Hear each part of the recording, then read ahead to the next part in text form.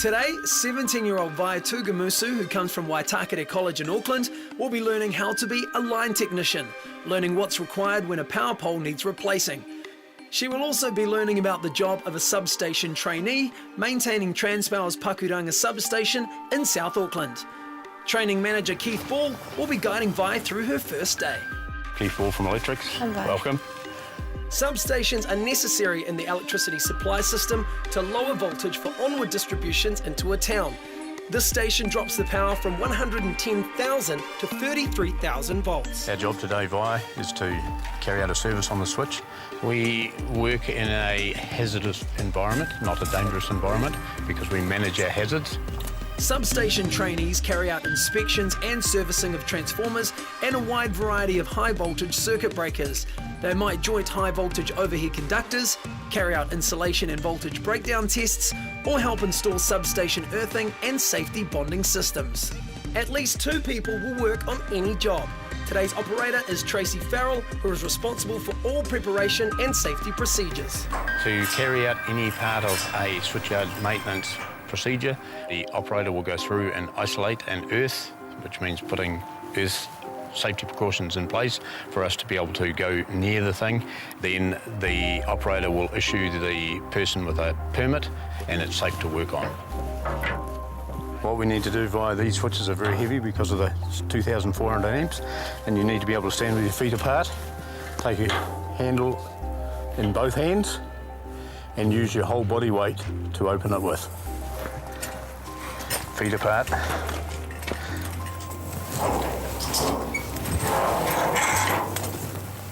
Well done.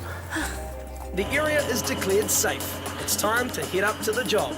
Use your brake clean and clean all 4 faces with your rag. So what can go wrong if I don't clean it? What can go wrong when they're not cleaned is what actually happens is the switch won't operate correctly. Would you get sparks? Yes, you do. It's known for us as corona. Keith spots a problem on a conductor connected to the switch. This here is a broken braid and needs to be replaced. The fault is logged. That's something for another day. Maintenance work like this is very much part of the job of a substation trainee. They will come out and start inspecting the equipment for switchyard inspections, transformer inspections, compressor inspections, fence inspections, disconnector inspections, and if it's not functioning correctly, then we make it function correctly.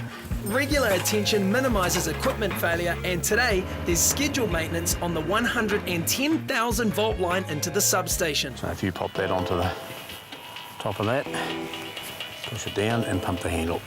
This large switch has 3 linkages that need greasing. So what's that red stuff? The red stuff is grease, it's a lubricant. Oh, right. What happens there, this insulator turns, and you've now just greased the shaft that goes through connecting this together. So we've greased there, and up in the front. Job done. On the transmission lines connected to the substation, apprentice line mechanic Holly Murphy is working on a job. It's a good job. It's a good job. You meet a lot of new people and stuff like that, and I really like it. I like the people that I work with as well. So would you like more women in this industry?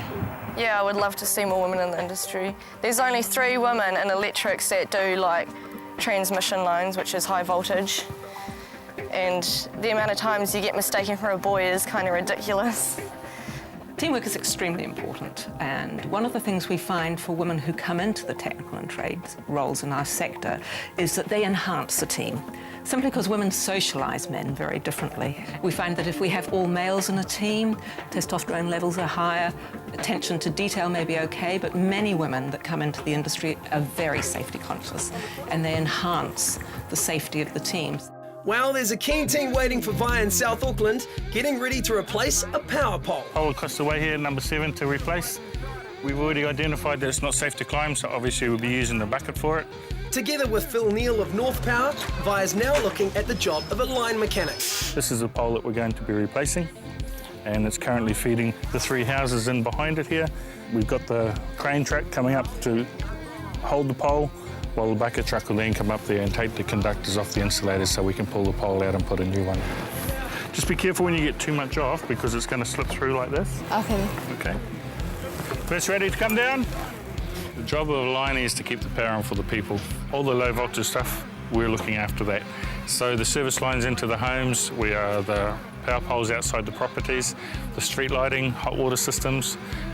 We do a little bit of everything really. We may be on a pole 1 minute and we could be down digging in a hole the next minute, but it's all about keeping that power on. As the lines are pulled down, each is clearly identified and tested. So what's the worst that 240 volts could do to you? It can kill you. Okay. That's the worst. We wear fire retardant overalls, we're wearing our hard hats, safety glasses at all times, and we're starting now to be issued with wearing insulating rubber gloves from ground to ground.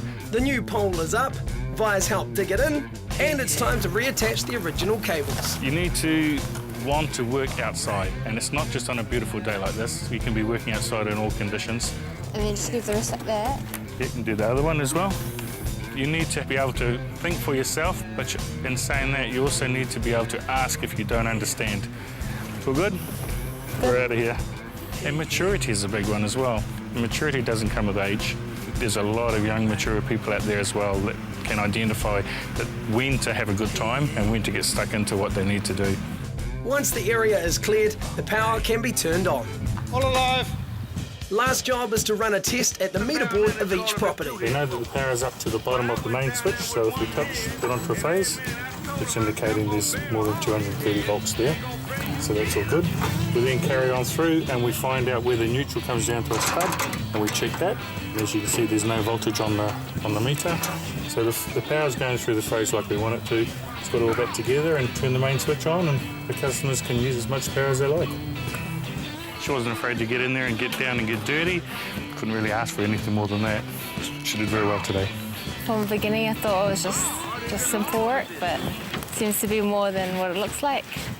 Anyone can do it really, it's not a man's job. Girls can do it too. To become a line mechanic, you'll need to do on-the-job training. Maths, English and science are all useful subjects. To become a substation trainee, you will need to be a qualified electrician first. Electricity is the largest sector of the energy industry. There is a shortage of skilled workers, so it's an excellent career option. Women are seriously underrepresented in the industry. Ultimate is an initiative to encourage more women to apply for apprenticeship training.